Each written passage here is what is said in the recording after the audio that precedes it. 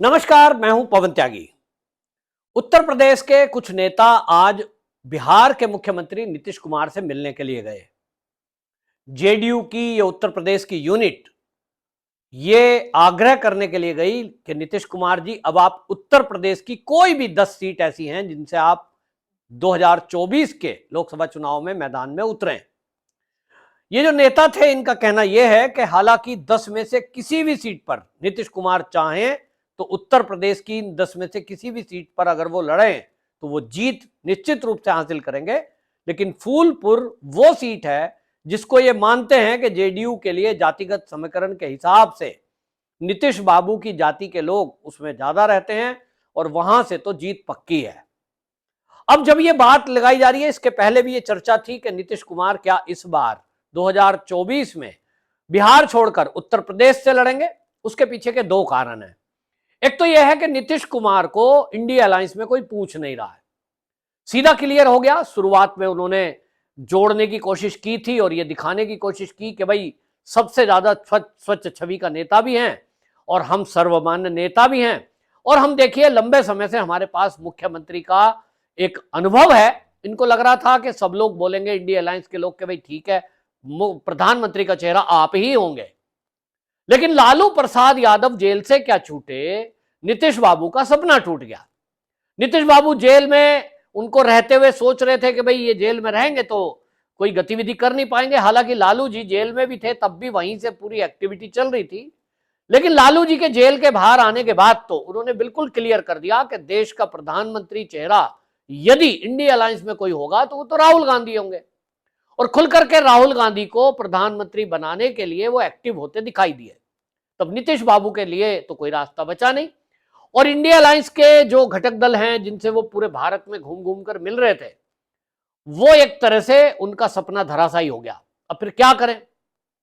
तो अब उनको लग रहा है कि कहीं ना कहीं अपने को एक ऐसा लीडर दिखाने की कोशिश की जाए कि भाई अगर मोदी जी का मुकाबला करना है तो मोदी जी को देखिए, गुजरात के मुख्यमंत्री रहे वो, और चुनाव कहां से आकर लड़े? उत्तर प्रदेश से।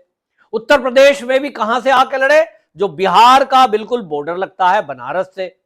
वाराणसी सीट मोदी जी ने ये इसलिए नहीं चुनी कि उनको कुछ बिहार या उत्तर प्रदेश में ये लग रहा था कि अगर वो प्रचार करेंगे तो भाई भारतीय जनता पार्टी को ज्यादा बहुमत मिल जाएगा, ज्यादा वोट मिल जाएगी। उनका रीजन कुछ और था, और उनका रीजन जो था वो उन्होंने बताया भी है कि मुझे तो मां गंगा ने बुलाया है। उससे ये कौन नहीं जानता कि जो प्रधानमंत्री मोदी हैं वो शिव जी के अनन्य भक्त हैं, और शिव जी के भक्त होने के कारण उनकी आस्था हर उस तीर्थ स्थान से है जो शंकर भगवान से जुड़ा है। और इसीलिए जो आध्यात्मिक राजधानी कही जाती थी वाराणसी, वो काशी, इसलिए वो वहां आए कि उन्हें शिव की पूजा करनी थी, शिव की आराधना करनी थी और सेवा करनी थी। और आज वो दिखाई दे रहा है। जो भी लोग 2014 के पहले वाराणसी गए हों और अब जाकर देखिए 2023 में, आपको पता लगेगा कि शिव भक्त होने के कारण यहां से जो मोदी जी चुनाव लड़े उसके पीछे का अब जो सोच थी उनकी कि शंकर भगवान की सेवा, वो किस तरह की सेवा हुई है कि आज विदेश के लोग भी जब वाराणसी की धरती पर जाते हैं तो वो कहते हैं वाह क्या नगरी है। और वो जो उन्होंने काशी कॉरिडोर बनाया है, अभी तो उसका काम बाकी बचा है, जितना बना है उसको देखकर भी वो सब लोग कहते हैं कि वाह इसकी तो जरूरत थी। पुरातन जो शास्त्रों में वर्णित है, पुरातन जो लोग हैं जो वो बताते हैं कि देखिए इस तरह का दृश्य हुआ करता था, वैसा था। अधिग्रहण लोगों ने अतिक्रमण किया और उस चीजों को ढक लिया था। तो नीतीश बाबू को लगता है कि मोदी का मुकाबला करना है तो भाई हमें भी ऐसा दिखाना पड़ेगा कि देखिए हम हैं मोदी के मुकाबले के लिए, क्योंकि हम बिहार छोड़कर यूपी से चुनाव लड़ रहे हैं। लेकिन नीतीश बाबू, आप उत्तर प्रदेश से चुनाव लड़ने की बात सोच रहे हैं, वो पता है क्यों? क्योंकि बिहार के अंदर आपको सब लोग पलटू राम कहने लगे हैं।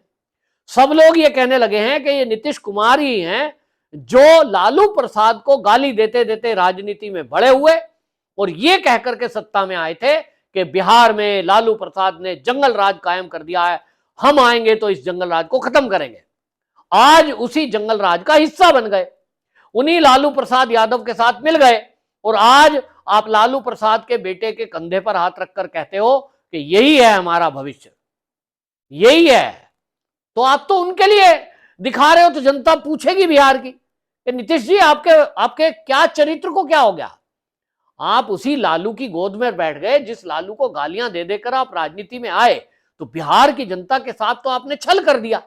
जो बिहार की जनता आपसे ये उम्मीद कर रही थी कि आप जो लालू यादव का शासन रहा है, जिसमें वो लोग पिसे हैं, जिन्होंने उस अपराध को देखा है, भ्रष्टाचार को देखा है, उनको लगा कि नीतीश कुमार आएंगे तो इस भ्रष्टाचार से बिहार को मुक्त कराएंगे, बिहार एक तरक्की की तरफ जाएगा, पढ़े लिखे हैं, उस तरह की बातें करेंगे। लेकिन किसी को क्या पता था कि 9वीं पास को ही आप डिप्टी सीएम बना देंगे। तो नीतीश बाबू के अब बिहार की जनता का सामना करने का सामर्थ्य नहीं है, तो वो सोचते हैं कि उत्तर प्रदेश में आ जाएंगे। तो उत्तर प्रदेश के लोगों को तो पता नहीं है कि ये कौन है। वो ये भूल रहे हैं कि उत्तर प्रदेश में बाबा जी का शासन है, और बाबा जी का जो बुलडोजर शासन है, बाबा जी की जो लॉ एंड ऑर्डर की सिचुएशन है, यूपी का कोई भी व्यक्ति बाबा जी के अलावा किसी और को वोट नहीं देगा।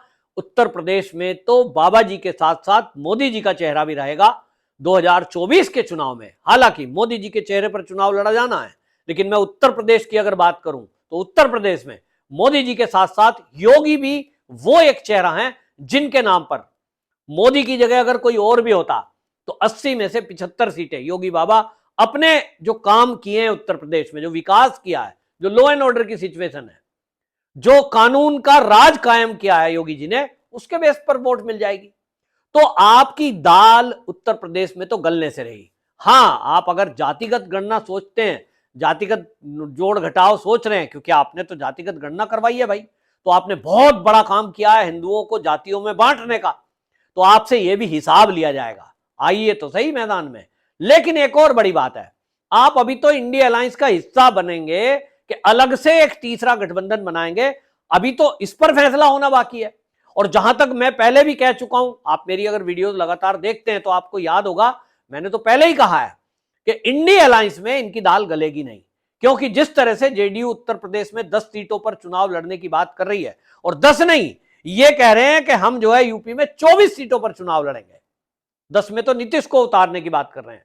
तो जेडीयू उत्तर प्रदेश में 24 सीटों पर चुनाव लड़ने की बात सोच रही है, तो फिर 80 में से 24 अगर आप ले लेंगे, 25 सीटें जो है वो लेने को तैयार बैठी है कांग्रेस, तो फिर समाजवादी पार्टी कितनी सीटों पर उतरेगी, ये एक सवाल है। और इसीलिए आपको बता दूं, ये गठबंधन होना नहीं है, तीसरा मोर्चा, थर्ड फ्रंट जरूर बनेगा। इसी मन से जो नीतीश बाबू है फिर से एक्टिव हो रहे हैं। कहीं ना कहीं जो टीएमसी की ममता बनर्जी है, उनका कांग्रेस से कोई तालमेल नहीं बनेगा, क्योंकि वो कम्युनिस्टों का साथ नहीं छोड़ेंगे और ममता दीदी कम्युनिस्टों के साथ मंच पर नहीं जाएंगी। तो इस वजह से एक तीसरा मोर्चा बनेगा, और इस तीसरे मोर्चे में आप देखेंगे आम आदमी पार्टी आएगी, क्योंकि वो भी अगर कांग्रेस के साथ खड़े होते हैं तो उनके पास भी जवाब जनता के बीच जाने का नहीं है। लोग पूछेंगे कि आप जिस कांग्रेस के विरोध में गाली दे देकर और पंजाब में आपने सरकार बनाई, आप उनके साथ कैसे खड़े हो सकते हो? आप ये कैसे कर सकते हो साहब, राज्य में हम साथ हैं, लेकिन जब देश की बात आएगी, लोकसभा चुनाव में हम अलग अलग लड़ेंगे? ऐसा थोड़ी होता है, जनता मूर्ख नहीं बनती आज की। तो इसलिए इनको भी सेफ साइड दिखाई दे रही है कि कांग्रेस से भी किनारा हो सकता है, और एक ऐसा गठबंधन हो सकता है आम आदमी पार्टी के लिए भी, वो हो सकता है जेडीयू का, वो हो सकता है समाजवादी पार्टी का, और इसमें टीएमसी हो सकती है, और कुछ और अन्य छोटे दल हो सकते हैं। ये जो तीसरा मोर्चा है, ये बनाने की कवायद, इसकी शुरुआत कौन करेगा? तो अभी तक सोच रहे थे कि ममता दीदी इसकी पहल करेंगी, लेकिन ममता दीदी इसकी पहल करने के बजाय अभी दिख रहा है कि अपने मामलों में उलझी हुई हैं। कई नेता उनके ऐसे फंसे हुए हैं, ईडी के केस में भतीजे का नाम फंसा हुआ है, भ्रष्टाचार में आरोप लगे हैं हालांकि अभी, लेकिन जिस तरह की ईडी की कार्रवाई हुई है, जो सबूत प्रस्तुत हुए हैं, जिस तरह से उसमें एक मंत्री जेल में है, फिर दूसरा मंत्री अभी ज्योति प्रिया का नाम आ रहा है सामने, तो कुल मिलाकर ममता दीदी को लगता है कि ये तो मामला घिरता दिखाई दे रहा है, तो वो अपने में फंसी हैं। लेकिन तीसरे मोर्चे में ही ममता दीदी भी जाएंगी, ऐसा आकलन है। और तीसरा मोर्चा जब रहेगा तो ये अपने तरीके से चुनाव लड़ने के लिए जगह ढूंढ रहे हैं। नीतीश कुमार मोदी जी का मुकाबला करने के लिए इस फॉर्मूले को अपनाना चाहते हैं, वो भी ये दिखाना चाहते हैं कि मैं भी मोदी की तरह, देखिए उत्तर प्रदेश से लड़ रहा हूं जबकि मैं सीएम बिहार का हूं। तो वो उनका केवल रणछोड़ वाली बात है क्योंकि बिहार में उनकी छवि खराब है, बिहार की जनता उनके नाम पे वोट करेगी नहीं, सब लोग जान चुके हैं। और बिहार में बीजेपी की जो घोषणा है कि हम 40 में से 40 सीटें जीतेंगे, मैं पहले भी बता चुका हूं 40 तो नहीं, लेकिन 40 में से 35 सीटें भारतीय जनता पार्टी बिहार की जीतने जा रही है, जिसमें नीतीश बाबू के लिए तो कोई जगह है नहीं।